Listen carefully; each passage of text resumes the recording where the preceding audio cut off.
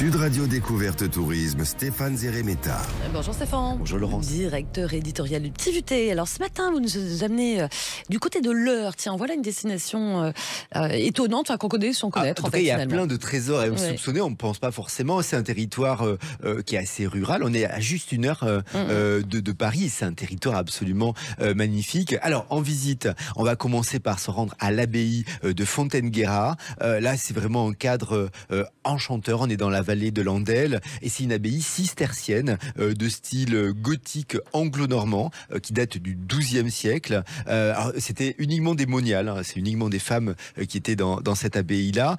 Les différentes parties sont absolument sublimes. On va visiter le dortoir avec sa charpente en coque de navire renversée. C'est vraiment très beau. Puis il y a les jardins monastiques avec des sculptures. Ça évoque les femmes qui y ont vécu. Et puis à l'entrée, il y a une source. On dit qu'elle guérit les problèmes dermatologiques. Donc, vous voyez, c'est une opportunité à tester. Et c'est pour ça en fait que l'abbaye tient son nom, Fontaine-Guérard, depuis l'expression la fontaine qui guérit. D'accord. Voilà, on apprend des choses avec vous, c'est incroyable. Alors il y a les jardins, puis il y a des arbres et des arbres millénaires. Oui, par exemple dans le petit village, c'est 300 habitants de l'Aille de Routon, devant l'église, il y a 2 ifs millénaires. Ils sont estimés à 1500 ans. Donc c'est quand même assez incroyable. D'ailleurs, ils sont impressionnants par la taille. Et au 19e siècle, en fait, les creux de leurs troncs ont été aménagés en chapelle. On va pouvoir rentrer. Ils sont tellement gros qu'on peut entrer dans les petites chapelles. Il y a aussi la chaumière aux orties. Ça, c'est une super chaumière qui date du XVIIe siècle, avec un jardin qui abrite une multitude de plantes sauvages. Alors, vous imaginez qu'il y a des orties également qui sont en plantation tout le nom. Et donc, en fait, on va d'ailleurs apprendre, c'est assez sympathique, les vertus de chaque plante, comment les cuisiner. L'ortie, pour faire de la soupe, ça peut être sympa. Il faut juste savoir le faire. Dit-il. Et dans l'Eure, on va pouvoir suivre les traces de la chanteuse Édith Piaf. Oui, et pour ça, on va s'arrêter à Bernay, d'ailleurs qui est labellisé ville d'art et d'histoire.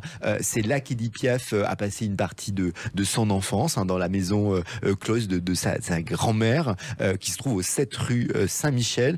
On va aussi en profiter pour se balader dans les ruelles médiévales, des maisons colorées à pans de bois.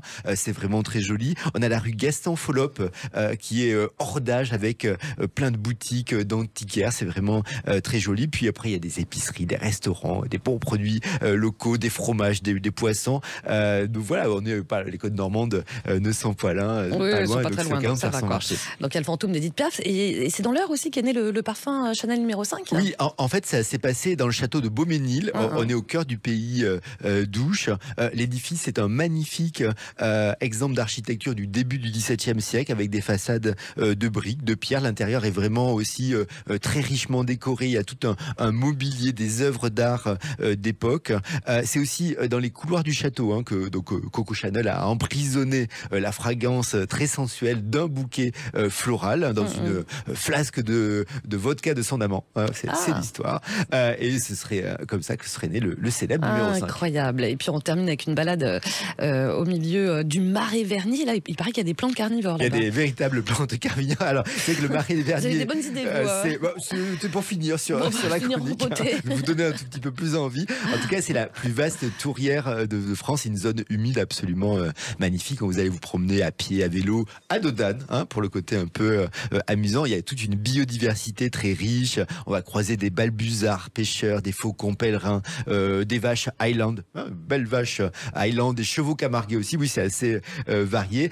On trouve aussi plein de chaumières typiques normandes. Et c'est l'endroit où les plantes les plus luxuriantes peuvent se transformer en prédatrices, un peu dévorer des insectes imprudents. Alors c'est que on dit qu'il y a des espèces assez dangereuses, dangereuses pour les insectes, quoi. Parce que nous, je pense que ça va aller. En tout cas, on peut faire attention, ouvrir grand les yeux. En tout cas, c'est ça qu'on ne pense pas assez aller dans l'Eure, alors qu'il y a plein de choses à voir entre l'abbaye, les arbres et les plantes carnivores. Et les plantes. Incroyable. Voilà, demain, vous nous amenez de quel côté, Stéphane? Alors demain, je ne vous garantis pas les plantes carnivores parce qu'on va à Dublin, donc ce sera plutôt Guinness à volonté.